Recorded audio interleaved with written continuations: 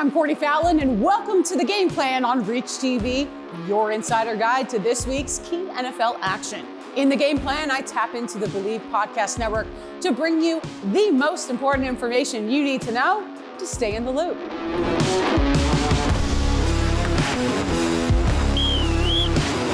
The NFL free agency is off and running, with big names heading off to new locations. So to go over some of the latest news to hit the wire, I am joined by Matt Money Smith from the Bleav in Chargers podcast to go over all of the big stories that you need to know. Matt, are you ready to play a little extended version of a game we call 3 and Out? All right, I hope so. 3 and Out, though. Do I win if I go 3 and Out? Is there a way to win the game? And you guys, that's the thing. I'll try.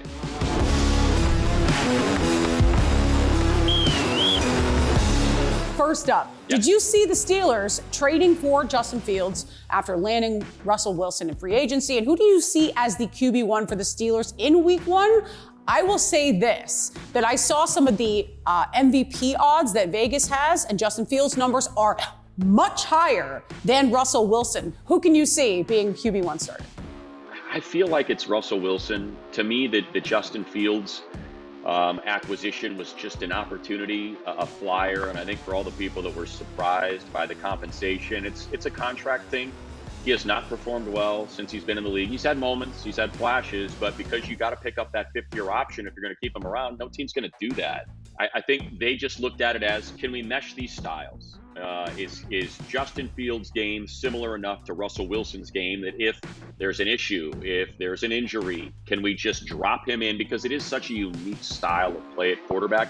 I think you can merge those two styles. You can use Russell Wilson as a mentor and hope that you cash in. Like, hey, we'll take the sixth round flyer and pay him. You know, he's making quite a bit of money this year. It's not a huge number, but it's a pretty decent number. And maybe you cash in, you franchise him next year, and then you see whether or not you have your quarterback for the future. Of course, you host the Bleav in Chargers podcast. What changes have the new regime made so far with the addition of Jim Harbaugh, and what do you expect to see from the Chargers in 2024? Well, Courtney, I think what you see is what they value.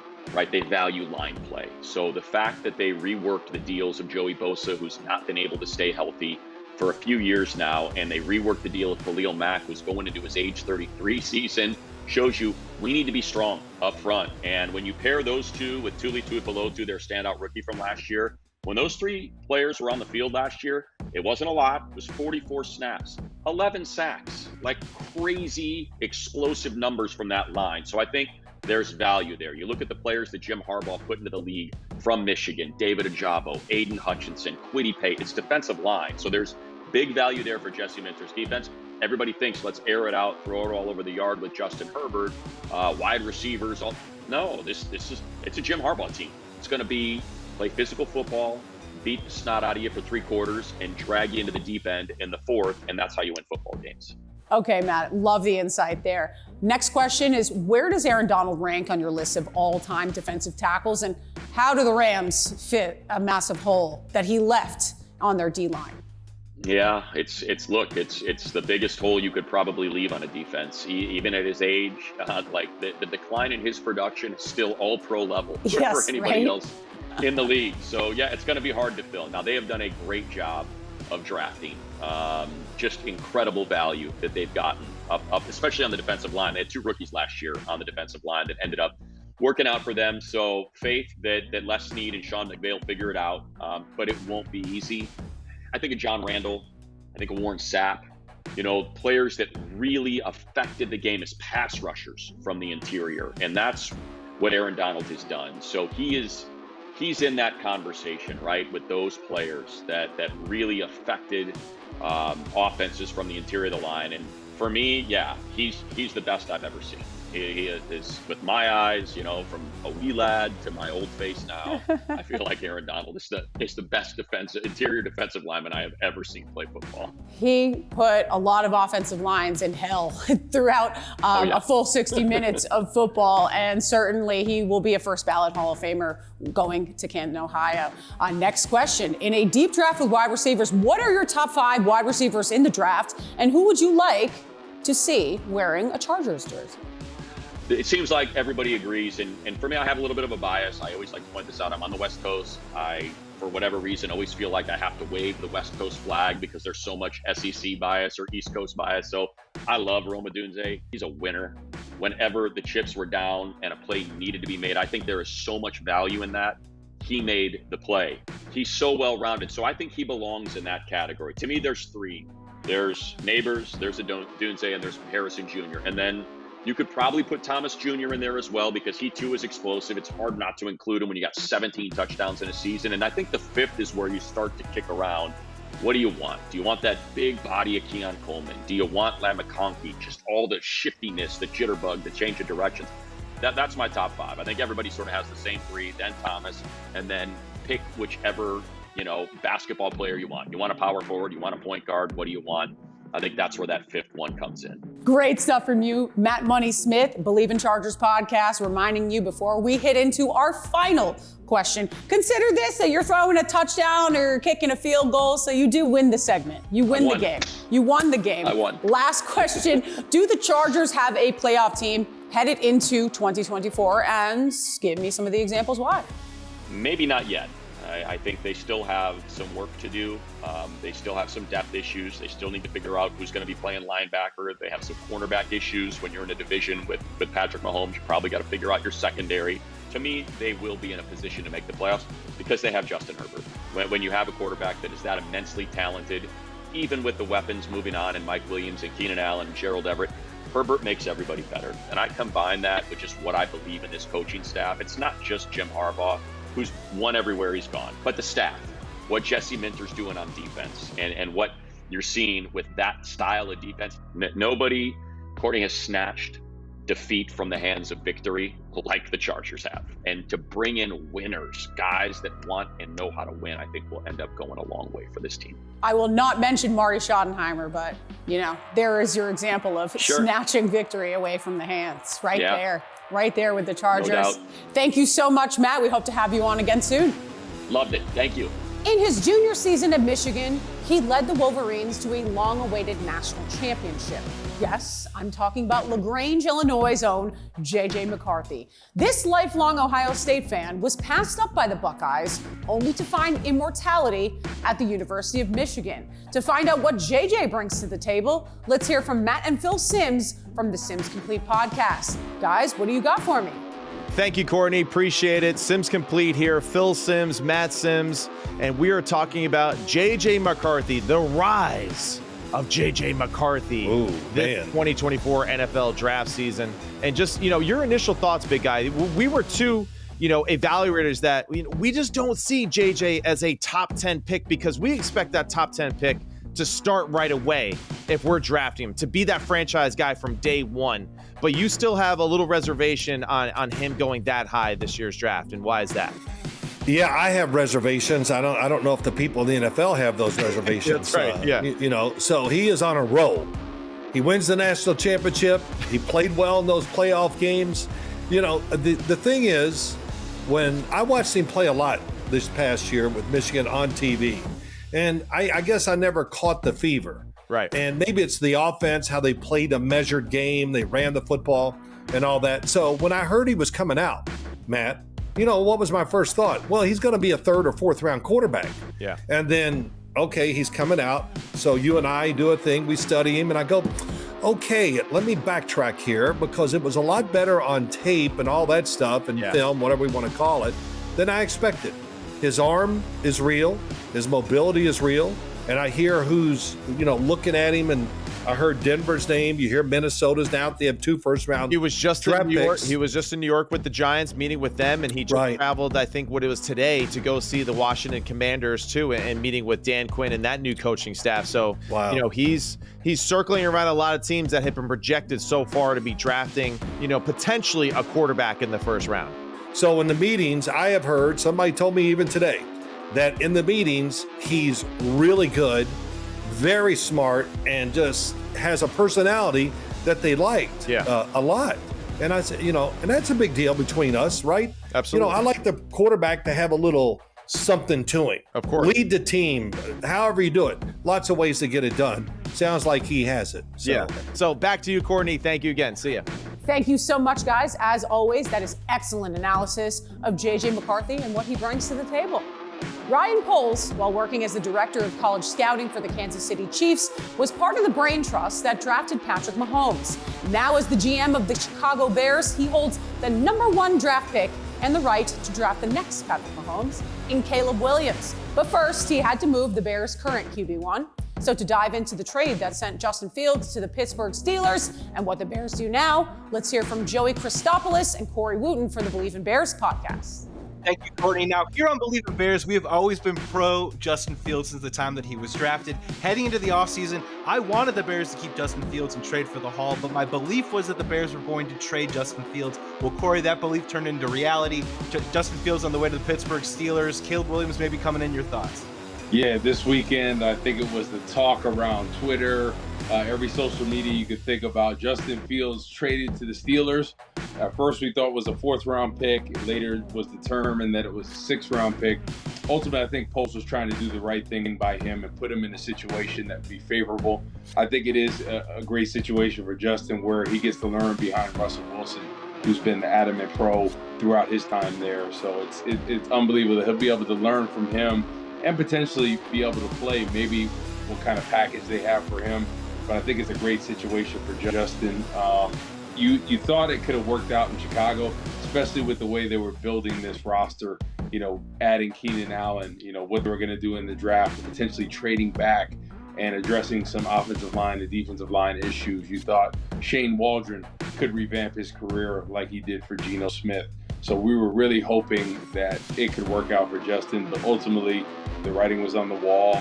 Caleb Williams is looking like the for sure #1 pick. I know he's coming into a better situation than Justin Fields. I know they're trying to surround him with talent, so I think it's a recipe for literally any quarterback you have coming in, whether it's a rookie or a free agent coming from somewhere. You want to surround them with talent. So I think it's going to be a positive situation in Chicago, and all the best to whatever quarterback that is, whether it's Caleb Williams, Jaden Daniels, Drake May. They're going to be put in a great situation with a great coordinator to really flourish. And back to you, Courtney. Yes, I agree. There was a moment we all thought it could work out for Justin Fields and the Bears, but it's not every day you get a chance to draft a Caleb Williams. Penn State, aka Linebacker U, has been turning out NFL-ready talent for decades. Under James Franklin, the Nittany Lions have seen a resurgence in recruitment and performance on the field. To take a look at the Penn State talent entering the 2024 draft, let's hear from Justin King and Tom Hannafin from the State of State podcast. Penn State is in State College, PA. That's why it's called that. Guys, break down the class of 2024 for me. Thanks, Courtney. Today, we're talking about potential first-round NFL draft picks out of Penn State, offensive tackle Olu Fashanu and defensive end Chop Robinson. Justin, let's start with Fashanu. He didn't give up a sack for 2 years, but the knock on him currently is that his hand size might be a little bit too small for the pros. What do you think about Fashanu translating to the pros? Coming from the combat, the only thing that you can say is about a left tackle's traits or his hand size. I think we're in good shape. I mean, not giving up any sacks and get dancing Grizzly Bears like that with just the type of production and athleticism that he has. I think he's going to be a lock in that first round. Speaking of the combine, Chop Robinson balled out when he was there. He ran a 4.48 40, which always gets a lot of people's attention. Speed brings opportunities, which I know is big in your book. Chop Robinson, however, didn't have the sack production in 2023 that a lot of people wanted to see. You're very big on that. Stats don't always tell the whole story. Absolutely, and especially when you're looking at talent evaluation at the next level, it's more about the traits, right? He did have production, and he also missed some games from injuries and things of that nature, depending on what the offensive scheme, and you have a special talent like him that you have to game plan against. But moving into that next level, like I said, elite athleticism, and you look to see him make an impact at the next level. For more on Penn State football, check us out, the State of State podcast presented by the Bleav Network. I'm Tom Hannafin. He's former Penn State and NFL defensive back Justin King. Courtney, back to you. Thanks, guys. I cannot wait to see where these guys end up going in the draft. 'Tis that time of the season for mock drafts filled with insider information and ingenious trade concepts. Friend of the show, Patrick Chiotti from the Let's Ride podcast just dropped his latest mock draft, so let's take a look. Thank you, Courtney. Yeah, my mock draft 2.5 comes out this week. A lot of shakeups happened in the week since, and even a couple days after that mock draft was posted. Kirk Cousins signs with Atlanta. Minnesota trades up for the 23rd overall pick. Justin Fields is no longer in Chicago. So in mock draft 2.5, I still focused on the quarterbacks in the top 5. And I had Caleb Williams going first overall to the Chicago Bears. Now that Justin Fields is gone, Jaden Daniels going second overall to the Commanders. The Denver Broncos trading up to 3rd overall to take JJ McCarthy. Is it a little rich? Yeah, absolutely. But Sean Payton missed on Patrick Mahomes, and now he gets the guy that he really wants by pushing all the chips in. Drake May going to the Vikings at 4, with them trading up, using that 23rd overall pick to get up to 4. Drake May's high school quarterback coach is on the Minnesota Vikings staff, so it just makes a ton of sense. And then my other quarterback that I had going in this first round was Bo Nix to the Las Vegas Raiders. They did sign Gardner Minshew in free agency. They still have Aiden O'Connell from the draft last year. I just think that Bo Nix maybe can provide a little bit more electricity.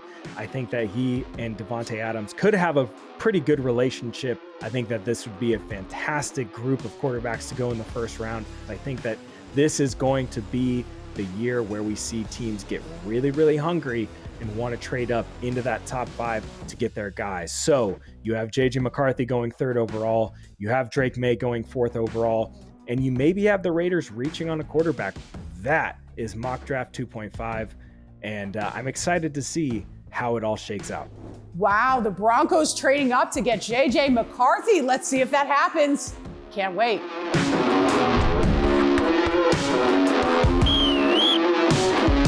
Okay, it's time to play Pick 6 on the game plan. This week, we will be handing out grades for free agency with the great Solomon Wilcots from the Bleav in Bengals podcast. Solomon, welcome back to the show. Are you ready to play Pick 6?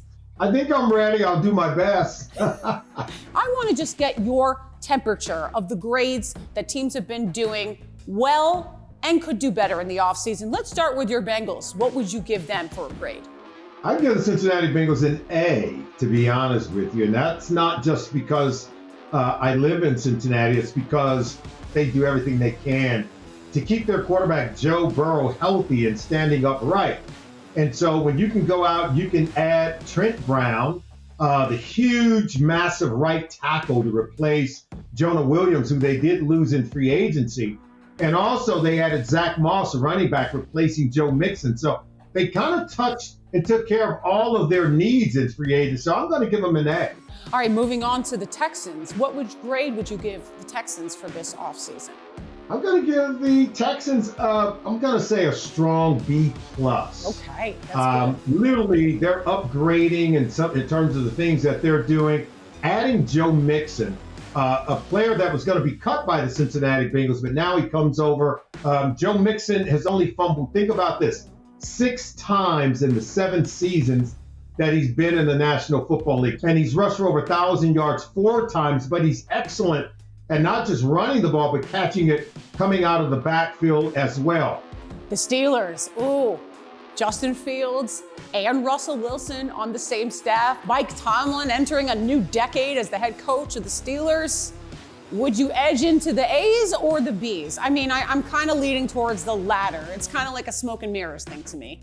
I'm going to go with A, probably the A- territory, because it's not easy in every day that you can go out and transform your entire quarterback room. And so when you can go out and get a Russell Wilson, a Justin Fields, and don't have to break the bank to do it, and then you get Patrick Queen from the Baltimore Ravens, I think that's a home run on both sides of the ball for Pittsburgh. Moving on, the next team is the Atlanta Falcons. What do you think about their offseason, Solomon? Could you give me a couple of examples of things that they have done well or done poorly? You got to love what the Atlanta Falcons has done. For the Minnesota Vikings to pass here on Kirk Cousins, I think it's bad because Kirk Cousins, arguably, he was playing as good as any quarterback in the league 1 year ago. And so if you're the Atlanta Falcons, all you were missing was the quarterback. And then they go out and they're able to get some really good players and add to the wide receiver position. I'm loving the Atlanta Falcons right now. Let's move on to a team that could be doing better. Have the Dallas Cowboys not paid attention? And perhaps could the reason why be because of their inability, at least at this time, to sign Dak Prescott to a long-term contract, free up some of that money, and kind of make a decision moving forward? Is that what's holding them back? There's no doubt. The Dallas Cowboys is one of those cash-strapped football teams that are looking to get better. They're trying to compete because Dak Prescott's cap figure right around $59 to $60 million. So they're going to have to give him a contract extension before they can become active. While everyone else is adding really good players, the Dallas Cowboys are sending players outside of the locker room and allowing other teams to become better. So right now you have to say they're really struggling in the offseason. What are your final thoughts on the Cleveland Browns? Do we think that they're doing well, or could they be doing a little better? Look, I think they're doing well. And I think they're doing well because think about this. 4 quarterbacks on the roster, but yet they're adding to the skill positions around the quarterback. And I think that's why I'm feeling good about the Cleveland Browns. To be able to get the trade for Jerry Jeudy, to add him to the wide receiving core, they've got really good skilled players around the quarterback position. They added Jordan Brooks as a linebacker to this group. We got to wait for the draft to be fully all in on them, but I feel good about some of the moves they made in free agency. I love it. And you are the best in the business, certainly. Your reputation precedes you. You are great. Thank you so much. Thank you very much. Well, that's all the time we have today on The Game Plan. Go check out the Bleav Podcast Network for more in-depth analysis on every team in the league. And we'll see you next week as we continue to prepare for the 2024 NFL Draft.